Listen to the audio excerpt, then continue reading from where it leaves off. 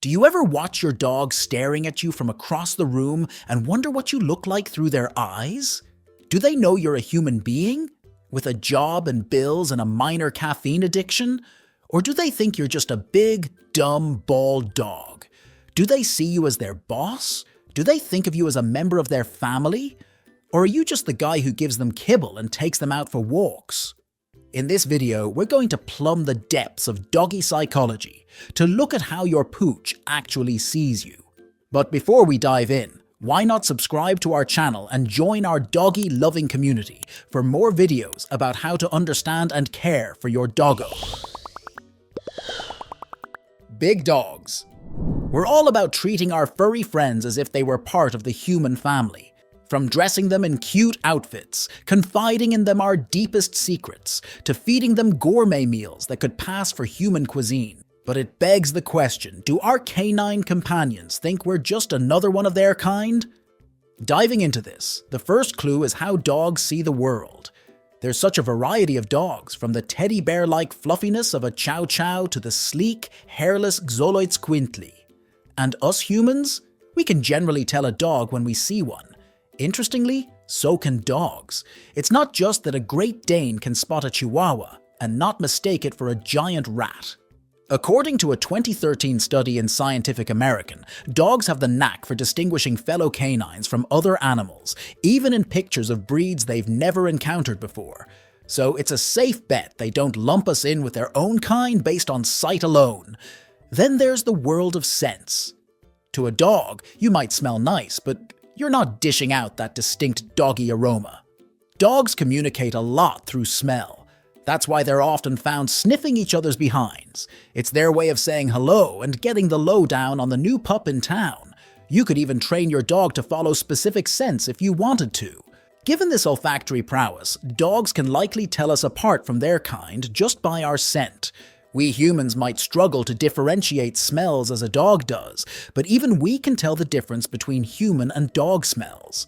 So when pondering whether dogs think we're just big and less furry dogs, the answer leans towards a no. But then, do our dogs see themselves as one of us? This is where things get interesting. The question of whether dogs see themselves as human or canine is harder to pin down than you might think.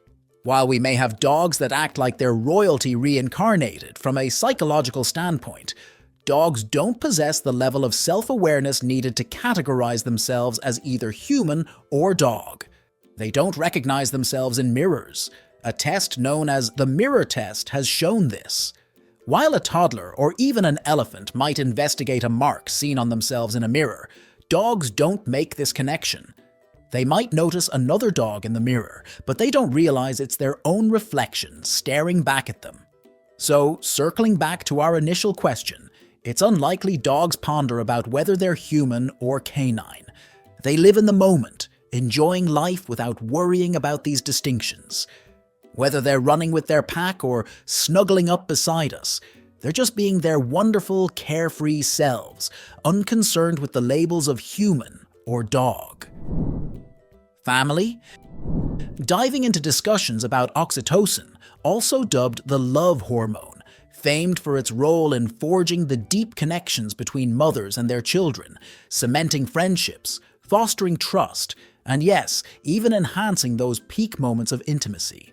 So when spending quality time with our beloved dogs triggers a rush of oxytocin, it's natural to wonder if they might view us as more than just companions. Could we be family in their eyes? Considering how we treat them, it's easy to see why we might think so. We pamper our pups with adorable outfits, bestow them with whimsical names, invest heavily in their well-being, and grieve deeply when they pass. But does this affection flow both ways? It might not be as straightforward. As one study in Science magazine highlighted, the affectionate behaviors dogs display, like enjoying petting sessions or locking eyes with us, might be motivated by their anticipation of food or play, activities that can spike oxytocin levels just the same. However, if we expand what it means to be a parent, the dynamics between dogs and their humans take on a more familial hue. The way dogs look to their human companions goes beyond simple training cues or the hope of a treat. They exhibit a trust and reliance that echoes the bond between human children and their caregivers. A research in 2013 discovered that dogs display the secure base effect. This phenomenon, usually observed in young children, involves seeking out a parent for emotional support and security. Moreover, the similarity between dogs and children extends to their interactions with us. According to another recent study, dogs actively try to decode our facial expressions, gauging whether they're about to receive a treat or perhaps a reprimand, much like a toddler would. Masters? Coming from their wolf ancestors, known for their strict social rankings, it's tempting to wonder if our four-legged buddies actually view us in a different light. Maybe they don't see us as their pals, but as kind and supreme leaders.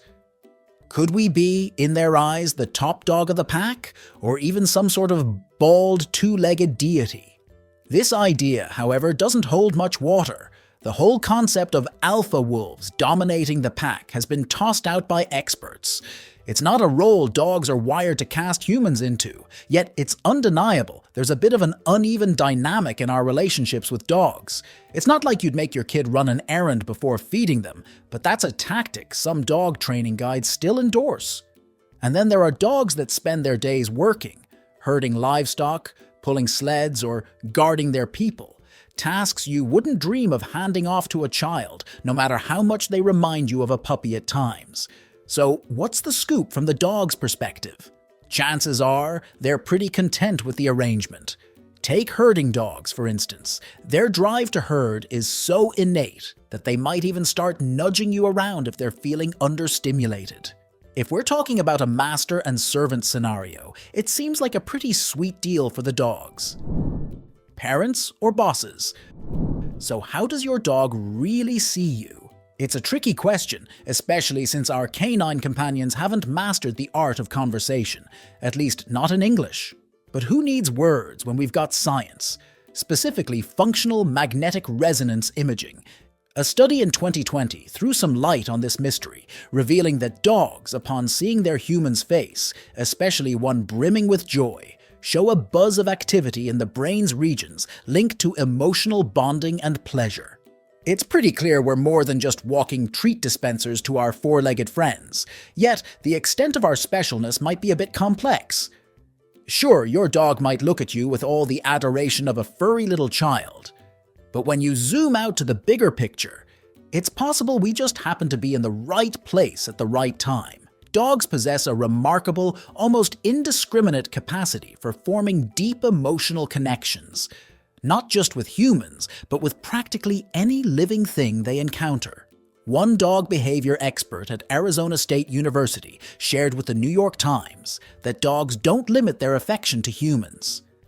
Place them with goats, sheep, or even the tiniest of penguins, and they're likely to bond just as strongly. They maintain this ability to bond throughout their lives.